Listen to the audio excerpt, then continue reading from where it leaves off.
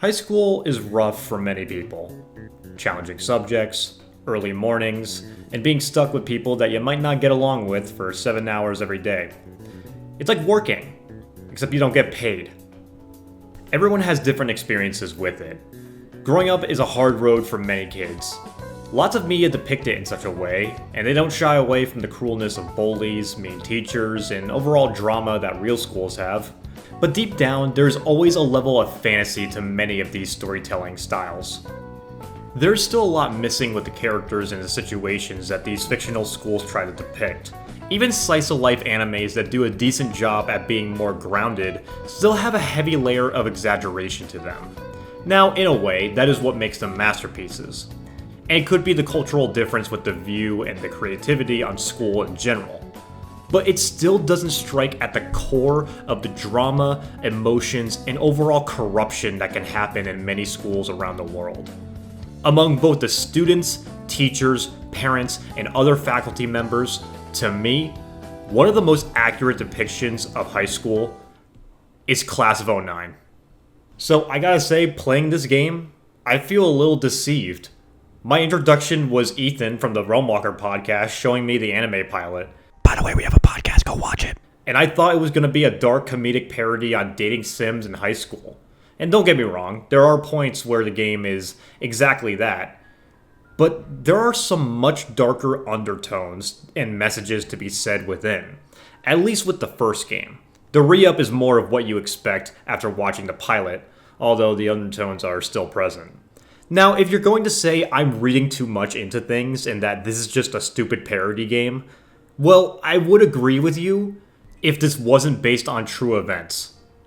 We are introduced to our main character, Nicole, a jaded girl who hates everyone and everything, and she walked in on her dad who killed himself, and supposedly blames her for it.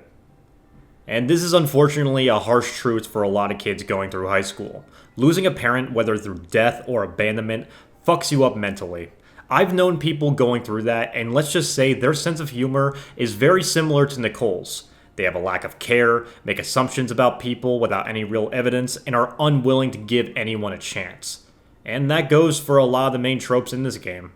Are they exaggerated? Sure, but they are true. And that goes with the drug abuse as well.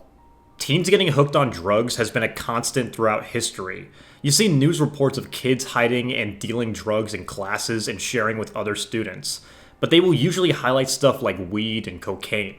The psychedelics are stuff that is getting passed around and is often prescribed to kids at first too. One of the characters, Kyler, is prescribed it for lacrosse, and he is one of the main suppliers, as well as Emily, who is seen as the primary school dealer. And don't tell me you didn't have someone like this at your school. Even if it wasn't drugs, there was always something that these kids were selling.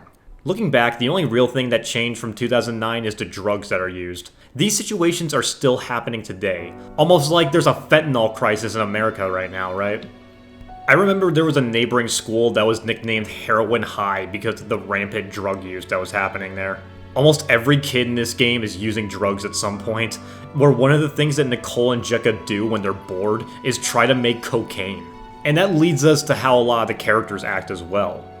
The dialogue in this game is pretty hilarious, but it also feels very accurate, especially when Nicole and Jekka are talking to each other. The way they shit-talk other students and teachers is fantastic, and their dynamic is by far the best in the game. That is thanks to the stellar voice acting from Elise Lovelock and Callie Mills. Oh, okay. You think they have MSI stuff here? The band? Yeah, they're all in my shuffle and they might be in town this Saturday. Oh. Is there a problem? No, I'm just surprised you like MSI because you're so normal. Bitch, I could cut myself just as much as you do. I just have better shit to do, okay? That's not how it... Okay, so what are we getting? And the relentlessness is furthered with a level that both Nicole and other characters will go to fuck up each other's reputations. Sure, when we look back as adults, we realize that a lot of shit that happened in high school doesn't matter in the long run. But as a kid, you don't know that. For all you know, high school is all that you've really come to experience. These people are your peers and you have to deal with them. And the expectations of what comes after high school dwell on you, consistently being pushed by teachers and parents about how important these subjects and memories are. And while that can be true, it also puts a lot of pressure on these kids. Now, despite being a sociopath, Nicole is capable of doing justifiable acts. One of the big ones being getting the pedophile gym teacher fired, if you're a normal person and call him out. Nicole is capable of being nice. Well, as nice as she can be. If you are truly dedicated to being as nice as you can throughout the game, you end up getting one of the saddest endings, where Nicole has so many people that expected too much from her to the point where they just start fucked up rumors about her. You then go to your mom, who tells you to just suck it up and go to school, or the counselor, who is just as corrupt and cruel as everyone else. And this leads to Nicole ending her own life. And what got me the most was when you get the text at the end from Jekka. I'm not ashamed to admit that this ending had a similar effect on me as the ending in Cyberpunk did. You know the one. Every character in this series is shown to be a shithead or a weirdo in some way, even when they are presented as nicer. Even they do despicable shit. Crispin may seem like he's trying to be nice to Nicole, but he hangs out in the girl's bathroom and sends her a dick pic after having a 2-minute conversation with her. Jeffrey has a scene where he takes pictures of the girls in the locker room, and it's mentioned that Kyler has drugged a girl. And once again, this depravity and perversion is a constant with schools today, and it puts in perspective why a lot of women grow up having a disgust and aversion to guys. Class of '09 hides its true hand. It's a goofy, over-the-top parody visual novel that doesn't shoehorn the message, but blatantly presents it with no shame. In a similar way to the Boondocks, it's a commentary without being preachy, and remains funny and has characters that are engaging. The endings offer variety, allowing you to feel for the characters and experience a range of emotions, from laughter to even some sadness about the circumstances they find themselves in. Even the more over-the-top ones don't feel too far-fetched from what can be seen in the news articles and TV screens. While it's not something that I think everyone will enjoy, it is a title that I believe is best experienced by most. Not only will you get some great laughs in, but you may also look back at the education system in a different light, and realize that despite this game taking place over 16 years ago, we still live with a lot of these issues today.